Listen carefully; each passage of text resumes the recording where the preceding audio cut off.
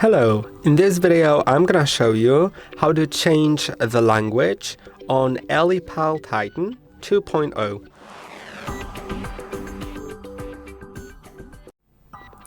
To do it, click on Settings in top left corner.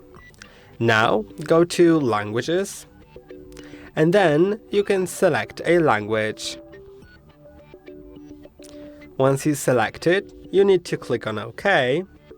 Then it'll get changed immediately. If you want to go back, just select the first option on the list after clicking on the gear icon and go back to English or any other language. I hope that this video was helpful. Don't forget to like and subscribe. See you in the next one.